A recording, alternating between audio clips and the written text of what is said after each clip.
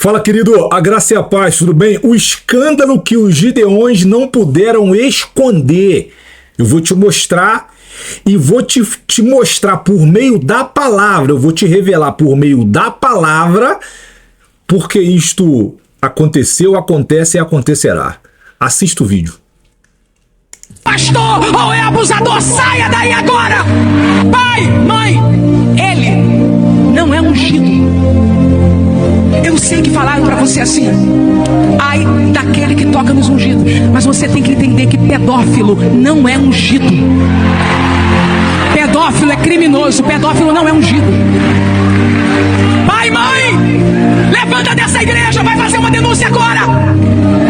Já fez a denúncia, não permaneça no território onde a palavra do seu filho seja contestada, levando ele a futuros traumas. Não existe capacidade de se encontrar na mesma figura um pastor e um abusador. Ou é pastor ou é abusador, saia daí agora.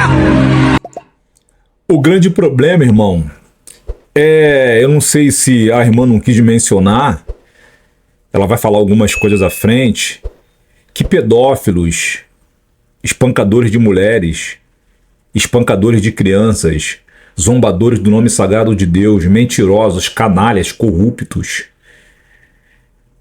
Mais da metade das igrejas no mundo estão abarrotadas da cultura do diabo. E estes homens, eles são acobertados pela direção da igreja. Aquela direção que pediu para Moisés para não ouvir a voz de Deus, porque temia morrer. Falaremos disso mais para frente. Vamos terminar de assistir o vídeo. Os crimes de pedofilia que aconteceram na Igreja Católica, cujos católicos obviamente se envergonham. Ninguém quer uma coisa dessa, como nós não queremos, se for uma pessoa de bem, uma pessoa do amor. É assim que eles gostam de falar do amor. Sabe o que foi mais agravante? Quando um escândalo estava para surgir, trocavam a paróquia, o padre. Eu tenho um pedido em nome de 1 milhão de milhares, perdão, 1 milhão não, tô com outro milhão na cabeça aqui, milhares de mulheres, pastores, presidentes de convenções no Brasil e no mundo, pastores sênior de igrejas neopentecostais, diretores, superintendentes de igrejas metodistas, presbitério da igreja presbiteriana, líderes congregacionais. Não troque um criminoso de paróquia. O problema é que eles são os verdadeiros responsáveis. Eles acobertam. Canalhas se protegem. Como que agem os narcoguerrilheiros e os narcotraficantes? Eles se protegem. Como que agem as milícias no Rio de Janeiro? Eles se protegem. Como que agem a própria polícia vagabunda, com distintivo, com autoridade para matar, roubar, corromper, espancar, invadir depósito onde o carro foi apreendido porque estava parado de forma irregular? Eles têm autorização porque são protegidos. Este é o problema. Uma coisa é você ver o ímpio com um comportamento bandido, que não está na igreja, que não está ouvindo a palavra, que não está ouvindo louvor, que não está ouvindo Deus falar. Agora, o cara que está dentro da igreja há anos, pregando a palavra, dando estudo, dando sermão, acobertar vagabundo, proteger vagabundo, aí é muito pesado.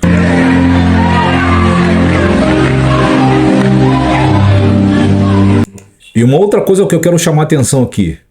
Você vê claramente que a palavra da irmã é uma palavra que está colocando esses Gideões. Eu nunca confiei nisso aí. Nunca confiei, nunca parei para assistir, nunca confiei. Nunca me passaram espiritualidade, nunca me passaram confiabilidade, nunca me passaram confiança, nunca. Você vê claramente que quem está reagindo à palavra da irmã não é o altar, é a nave da igreja. Quem gosta de ouvir a palavra rema, a palavra que confronta, a palavra que põe à prova, a palavra que constrange, Geralmente não é o altar, é quem está na nave da igreja. Porque o altar, não são todos os altares, mas a grande maioria são coniventes com tudo que essa irmã está dizendo.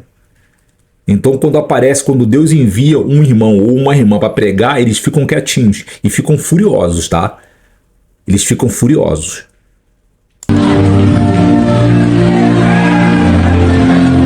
Não mande esse presente embrulhado para ninguém.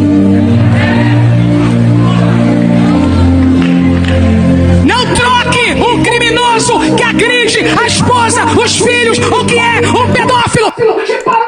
Infelizmente, irmão, nós sabemos que quem gosta de ouvir a palavra, como essa irmã está pregando, é a nave da igreja. Eu sou pregador, eu sei o que eu estou dizendo.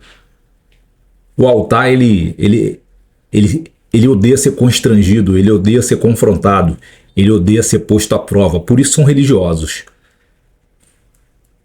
E esse grupo de gideões aí, isso aí, eles nunca me enganaram. E assim, infelizmente, por que isso acontece? Eu prometi que ia te dar na palavra e vou te revelar na palavra. Chega aqui. Irmão, eu tô aqui no livro de Êxodo, como eu prometi, que tudo que eu falo para você é por meio da palavra. Não são coisas que eu tiro da minha cabeça. Eu sempre vou na palavra para mostrar para você na palavra. Porque é tudo pela palavra de Deus. Aqui em Êxodo 19, eu te convido a você examinar todo este capítulo aqui.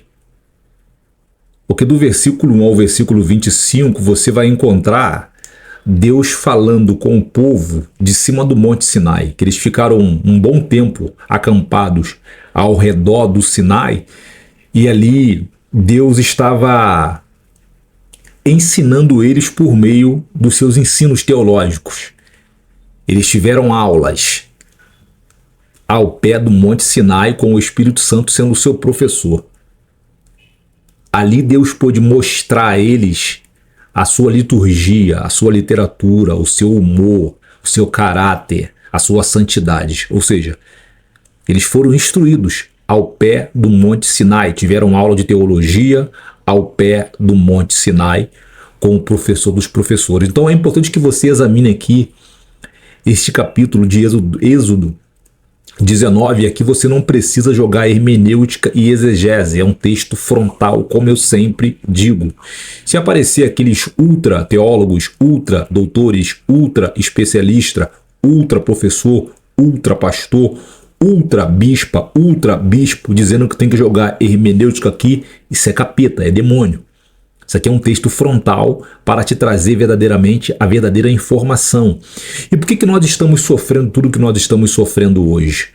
É só porque o povo rejeita a Bíblia? Não, não é só porque o povo rejeita a Bíblia. Aqui no versículo, no capítulo 19, do 1 ao 25, você vai ver que no meio desses 3 milhões de pessoas, tinha um povo, tinha uma galera ali que eles quando Deus aparece, e realmente é um cenário meio assombroso, quando Deus aparece para mostrar para eles quem era, é terror, o cenário é realmente de terror. Mas mesmo nesse cenário de terror, eu prefiro ouvir Deus falar. Eu não quero que Deus envie um intermédio, eu quero falar com Ele. Ele é meu Pai, Ele é meu Criador, Ele é a minha vida, Ele é o ar que eu respiro, Ele é o meu Senhor, Ele é o meu Deus, Ele é o meu Paracleto, Ele é o meu Senhor. Eu quero lidar com Ele, eu tenho necessidade de lidar com Deus. No meio deste povo aqui tinha uma galera que não queria lidar com Deus. Porque se você for examinar esse texto do versículo todo ele, você vai ver que Deus manda eles tomarem banho, arrumarem suas roupas, se santificarem, se organizarem, porque Deus iria falar com eles. E eles iriam ouvir a voz de Deus direto, como Moisés ouvia. E isso trouxe medo a eles.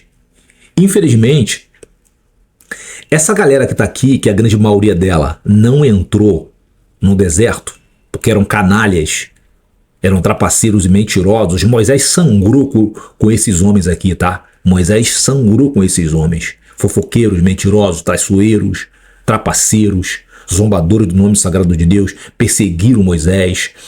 Então aqui você vê que tem um povo que eles não querem que Deus fale diretamente com eles. Eles pediram um intermédio. Quem era o intermédio deles? Moisés. Por que eles fizeram isso? Porque eles não queriam se santificar. Eles não queriam se organizar. Eles queriam viver na bagunça. E esse mesmo povo que está aqui pedindo isso a Moisés é o mesmo povo que comanda hoje a maioria das igrejas. Eles não querem se santificar, eles não querem se organizar, eles não querem se purificar, eles não querem. Porque para lidar com Deus tem que ser santo como Ele é santo. Eles não querem. Por eles não quererem, o que eles fazem com a gente? Eles nos ensinam também as práticas malignas, canalhas deles. Mas o que eu quero dividir com você é o texto 20. Capítulo 20, desculpa. Capítulo 20, versículo 18.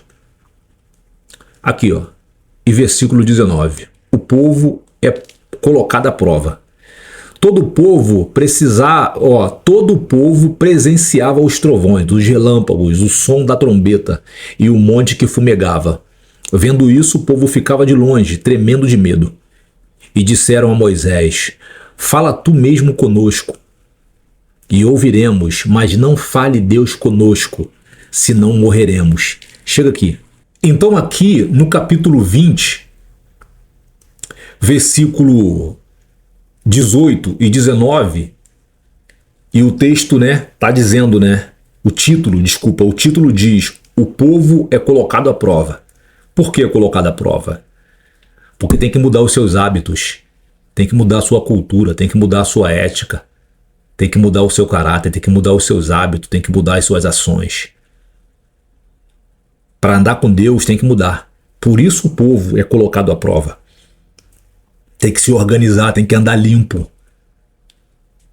Você não pode mais imitar.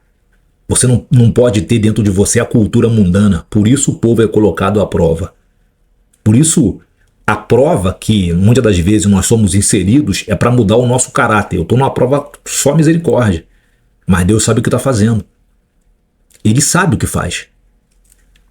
Então, ali, Êxodo 20, 18 e 19, você vê claramente que aquele mesmo povo pediu a Moisés: não, nós não queremos que ele fale conosco. Por quê? Estavam com medo.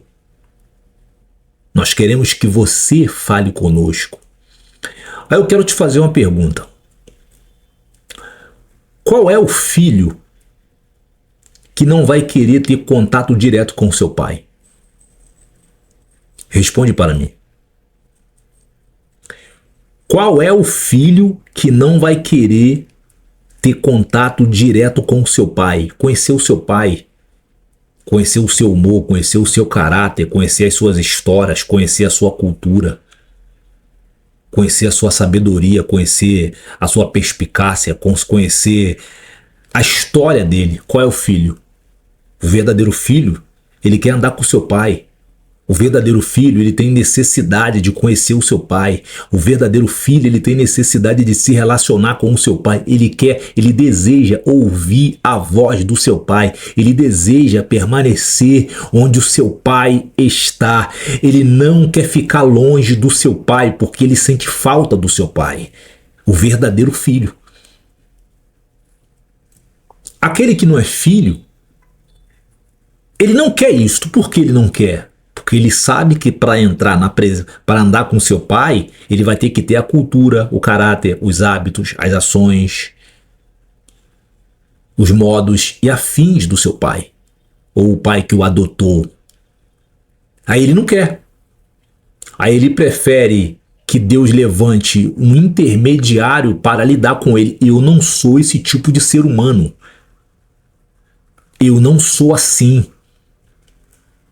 Eu não quero que Deus envie um intermediário para falar comigo. Ainda que Deus me destrua por ser humano, e Deus não é ser humano. Ainda que o meu pai verdadeiramente, que é Deus, me destrua. Eu tenho necessidade, eu tenho desejo de me relacionar com ele. Eu não quero um outro homem entre eu e o meu Criador, entre eu e o meu Deus. Eu preciso lidar com ele. E naquele capítulo 19 que eu dividi com você, ali você vê que tem, se você for lá examinar, eu não vou examinar para não ficar tão grande o vídeo, se você for lá examinar o capítulo 19 com atenção, abre aspas, por que eu tô citando com atenção?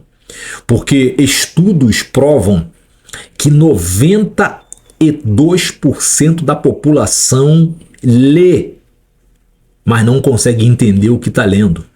E somente 8% da população é capaz de ler e entender o que está lendo. Fecha-se aspas. Por que isso acontece? A dificuldade de compreender porque a educação é horrível. E esta educação é horrível é tanto na escola pública quanto na particular.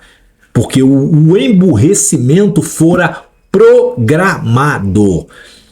Então lá no capítulo 19 você vai ver que tem um povo que queria subir ao monte, no meio de trovões, de fumaça, de buzina suando, raios caindo, saindo de cima do monte, porque Deus estava lá com a sua majestade, com a sua grandiosidade, com todo o seu poder de Deus, de majestoso, de criador de tudo que nós conhecemos e de tudo que nós não conhecemos. Tinha um povo que queria vê-lo, queria subir ao monte e queria se relacionar com ele, tinha necessidade de conhecê-lo. E Deus fala a Moisés, desce, porque eles querem subir. Parte do povo, não eram todos, eles querem subir, porque eles querem me ver. Avisa para eles não subirem, porque serão mortos, porque senão serão mortos. Ali é Jesus falando na terceira pessoa, ou seja, é Jesus oculto falando, ó, fala para eles não virem. É Jesus que tá ali não é nenhum anjo não, irmão, é Jesus oculto no Antigo Testamento todo. Então, o porquê que tudo isso está acontecendo não só nos Gideões, nas igrejas protestantes do mundo inteiro. Por que isso acontece? Porque canalhas dominam sobre nós. Aqueles homens que não querem ter relacionamento com Deus, que quer que Deus fale com ele por intermédio de um homem, porque ele não quer, ele não tem o desejo de se organizar, de se purificar, de se santificar por meio da palavra de Deus, de examinar a palavra de Deus. Ele não quer ler a palavra de Deus, não quer. E aí ele simplesmente pede que Deus coloque um homem entre eles, e esses homens governam sobre nós. E aí nós temos esses escândalos de não é só a pedofilia, não é só a pedofilia. É a violência doméstica. É a tirania dentro das igrejas.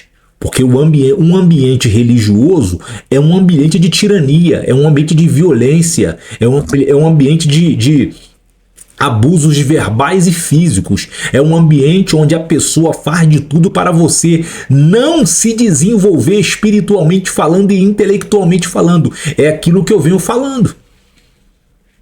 Textos claros que Deus está falando diretamente com você, em especial no Antigo Testamento. Você encontra isso também em Atos, você encontra em Mateus, Marcos, Lucas e João, você encontra muito isso nas cartas do apóstolo Paulo. São textos frontais, direto, que não é necessário jogar hermenêutica e muito menos exegese. Esses canalhas da fé, esses malignos, esses filhos de Satanás que estão comandando as igrejas, mortos, sepulcros caiados, cemitérios, vales de ossos secos. Você traz uma palavra abençoada para edificar a vida da igreja, para libertar a igreja da religiosidade. Eles vêm com aquela conversa fiada de que não é bem assim não, tem que jogar uma hermenêutica. Tu jogou uma hermenêutica, você jogou uma exegese, quando o texto não está falando nada disso. O texto ele é frontal para libertar as pessoas. Por quê? Porque no ambiente religioso eles fazem de tudo para você não se libertar, para você não pregar a palavra como ela é. E aí eles rejeitam a Deus, Porque quando nós rejeitamos a palavra de Deus, nós rejeitamos o próprio Deus. Mas não acaba aqui não. Eu tenho um outro texto para você. Vamos lá em 1 Samuel. Então, irmão, aqui nós estamos em 1 Samuel capítulo 8. Os israelitas pedem um rei. Mais uma vez eu venho provar para você o que eu estou te dizendo. Aqui, isso aqui não é a maioria, não é 100% do povo que queria um rei. Não, pô. Não era 100% do povo que queria um rei. Lá no texto de Êxodo 19, se você for parar para analisar, você vai ver o que eu estou te dizendo. Isso aqui são os religiosos, os canalhas da fé, que olhavam para Samuel e viam que Samuel era santo, um homem santo que vivia na presença de Deus. E eles queriam viver as suas vidas, porém eram chefe das congregações, eram chefe das sinagogas, eram os donos da cidade, eram os bancários, empresários, professores universitários, professores do ensino médio, eram servidores públicos, ou seja, eles eram os donos da cidade e eles não queriam viver como Samuel vivia, eles queriam viver as suas vidas, eles queriam imitar as nações vizinhas. O próprio texto vai mostrar para nós. E o que nós estamos vendo acontecer hoje diante dos nossos olhos? Aquilo que esse escândalo ali do Gideão, aquilo ali não é só nos Gideões, em 90% ou até um pouco mais das igrejas estão na mesma pegada. A Nova Jerusalém deles é aqui, irmão, é agora. Eles estão na bênção. Eles já receberam a herança deles. Na verdade, eles nem querem que Jesus volte. Vamos comer aqui o texto. E esse texto tem um outro vídeo no canal provando para você que eu sempre te dou o texto. Vamos lá. Quando Samuel envelheceu, designou seus filhos como juízes de Israel. Seu filho primogênito chamava-se Joel e o seu segundo Abias. Eles julgavam em Berseba, porém seus filhos não andaram. Tá aqui, ó. Não andaram nos caminhos deles, mas se tornaram gananciosos, recebiam suborno e pervertiam a justiça. Eu já falei de forma bem alongada no outro vídeo o que é perverter a justiça. Então aqui você teve os filhos do profeta eram canalhas, trapaceiros, enganadores, corruptos. E o que nós temos hoje no mundo inteiro? A corrupção dentro do judiciário. Então vamos lá. Então todos os anciãos de Israel se reuniram e foram encontrar-se com Samuel em Ramá. Tá aqui, ó. Tá aqui, ó. Todos os anciãos de Israel. Tá aqui, ó. É a nata, é quem comanda a cidade. É o que tem mais experiência, é o que tem mais dinheiro, é o mais antigo, é o que viveu mais. Foram encontrar com Samuel em Ramá. E lhe disseram, tu já está velho e teus filhos não andam nos teus caminhos. Aqui, ó, teus filhos não andam nos teus caminhos, como se fosse só os filhos de Samuel. Eles também não andavam. E aqui você vai ver que os lábios deles estão verbalizando uma coisa, mas o ouvido deles não está ouvindo o que eles estão dizendo, o que eles estão verbalizando.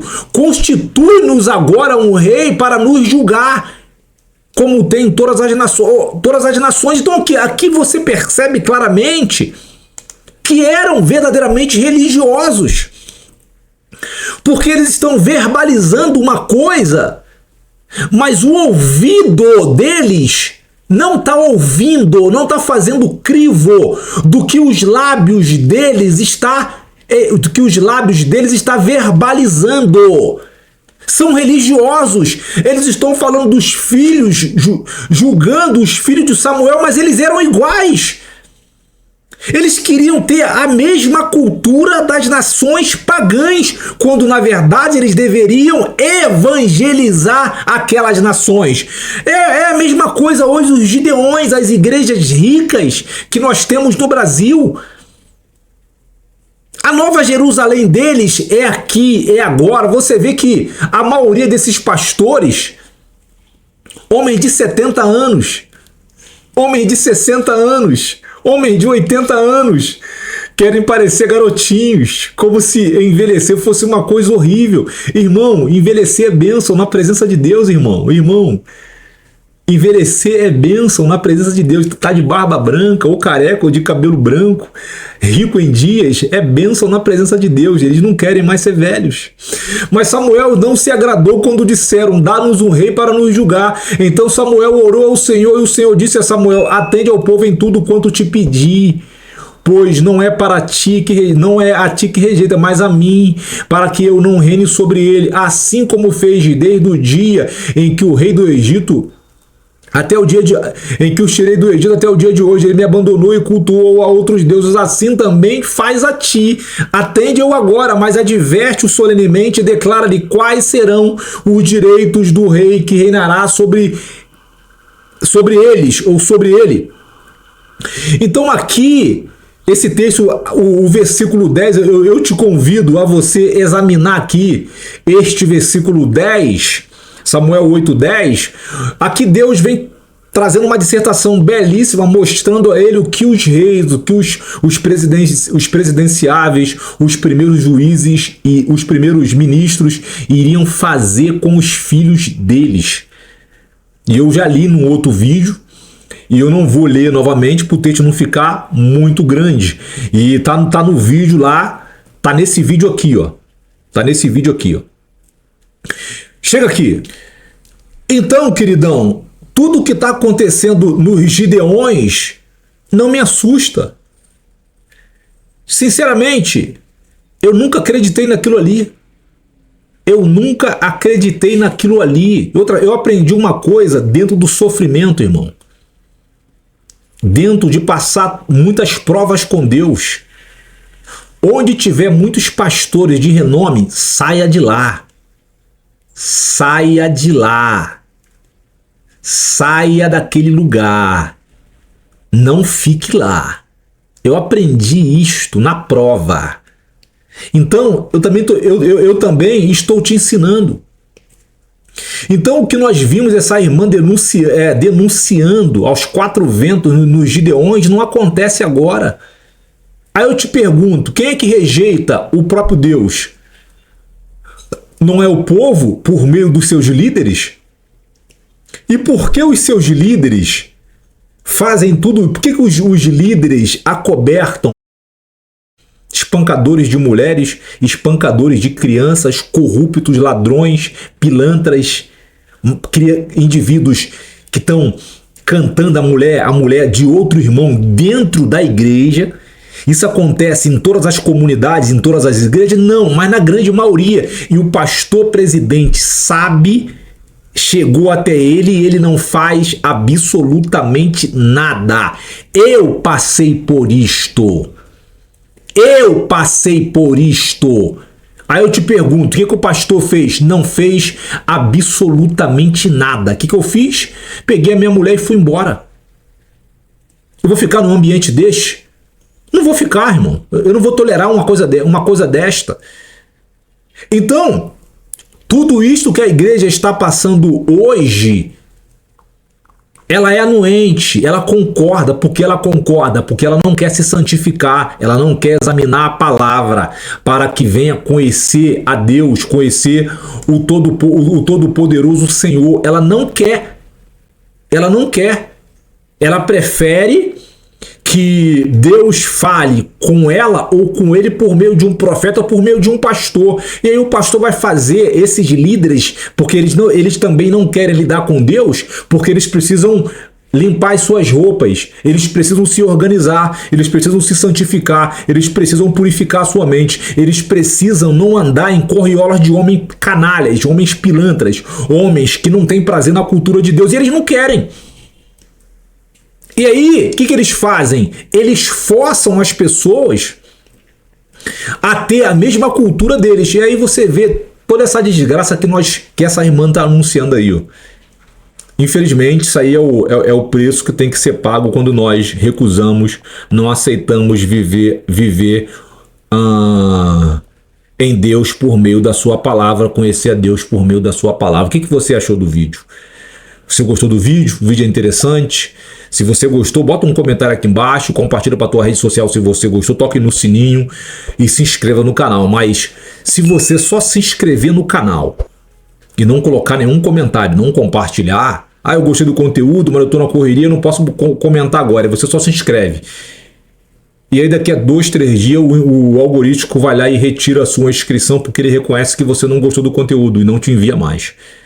Então, rede social é para você interagir. Nos veremos no próximo vídeo. Um abraço e até lá. Tchau.